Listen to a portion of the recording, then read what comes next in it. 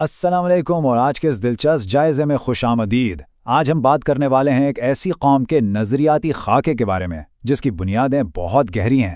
ہم ان 8 بنیادی ستونوں کو سمجھیں گے جو اصل میں کسی بھی ریاست کی روحانی اور شہری بنیادیں طے کرتے ہیں۔ تو چلیں شروع کرتے ہیں۔ ذرا آج کے روڈ میپ پر نظر ڈالتے ہیں۔ ہم شروعات کریں گے بنیاد سے، یعنی عقائد اور ارکان۔ پھر ہم بڑھیں گے اختیار، یعنی حاکمیت اور قانون کی طرف۔ اس کے بعد باری آتی ہے معاشرے کی، مساوات اور اخوت کی روشنی میں۔ چوتھا نمبر ہے عدل کا، جہاں انصاف اور برابری کو دیکھیں گے۔ اور آخر میں بات ہوگی طرز حکمرانی، یعنی جمہوریت اور اقلیتوں کی۔ تو آئیے سب سے پہلے حصے کا آغاز کرتے ہیں، جو ہے بنیاد، یعنی ہمارے عقائد اور ارکان۔ دیکھیں، کسی بھی نظریے کی عمارت کی سب سے پہلی اور مضبوط اینٹ توحید اور رسالت ہی ہوتی ہے۔ لیکن یہاں جو نقطہ سب سے زیادہ دلچسپ ہے نا، وہ یہ ہے کہ انسان کو زمین پر اللہ تعالیٰ کا نائب یعنی خلیفہ قرار دیا گیا ہے۔ اب اس کا کیا مطلب ہے؟ اس کا سیدھا سا مطلب یہ ہے کہ انسان کا اختیار کوئی لامحدود نہیں ہے، بلکہ وہ ایک بہت بڑی اور بھاری ذمہ داری کا پابند ہے۔ اچھا، اب یہ مت سمجھیے گا کہ یہ عقائد صرف ہماری انفرادی زندگی تک محدود ہیں۔ بالکل نہیں، ان کا تو ایک بہت گہرا سماجی اور معاشی اثر ہوتا ہے۔ مثال کے طور پر زکوٰۃ کا نظام ہی دیکھ لیں۔ یہ معاشرے میں دولت کو چند ہاتھوں میں سمٹنے سے روکتا ہے اور غریب طبقے تک معاشی فائدہ پہنچاتا ہے۔ اور بالکل اسی طرح اگر آپ حج پر غور کریں تو یہ مختلف قومیتوں کو ملا کر مساوات کی ایک شاندار اور عظیم الشان عالمی تصویر پیش کرتا ہے۔ اب بڑھتے ہیں اپنے دوسرے حصے کی طرف، اختیار، جس میں ہم حاکمیت اور قانون پر بات کریں گے۔ اس پورے نظام کا جو ایک انتہائی اہم اور بنیادی اصول ہے نا، وہ ہے اللہ تعالیٰ کی حاکمیت، یعنی کائنات اور ریاست کا اصل حکمران صرف اور صرف اللہ ہے۔ اس کا مطلب یہ ہوا کہ کوئی بھی انسان، چاہے وہ کتنا ہی بڑا حکمران چنا ہو، مطلق العنان نہیں بن سکتا۔ انسان کا کام تو بس ان خدائی قوانین کو نافذ کرنا ہے، بالکل ایک امین اور رکھوالے کی طرح۔ اور مزے کی بات یہ ہے کہ یہی تصور ہمیں سیدھا قانون کی حکمرانی تک لے آتا ہے، جس کا اصل سرچشمہ قرآن اور سنت ہے۔ یہاں سب سے اہم بات جاننے والی یہ ہے کہ حکمران ہو یا کوئی عام شہری، دونوں ہی اس قانون کے سامنے بالکل برابر ہیں۔ کوئی بھی قانون سے بالاتر نہیں ہو سکتا۔ اور سچ پوچھیں تو یہی کڑی جواب دہی ایک سچی اور کھری جمہوریت کی بنیاد ہے۔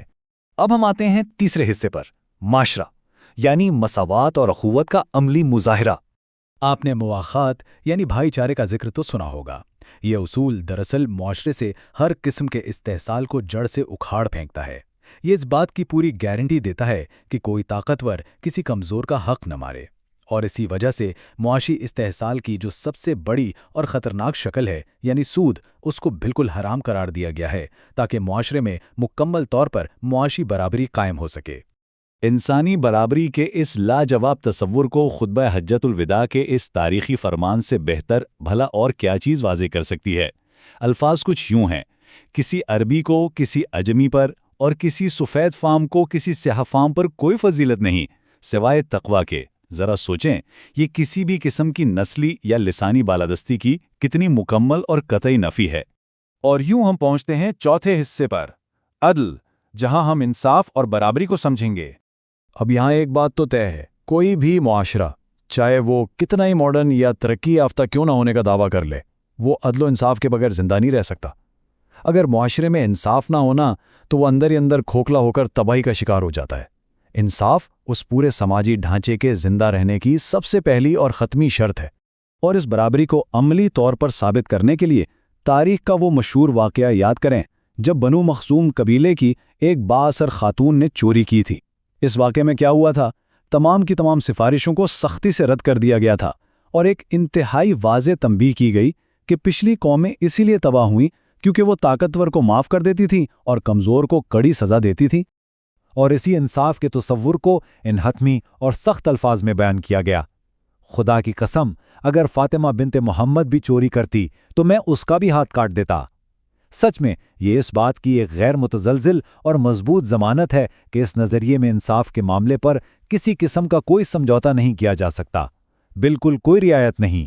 اب ہم آتے ہیں اپنے 5ویں اور آخری حصے کی طرف، طرز حکمرانی، جس میں جمہوریت اور اقلیتوں کا ذکر ہے۔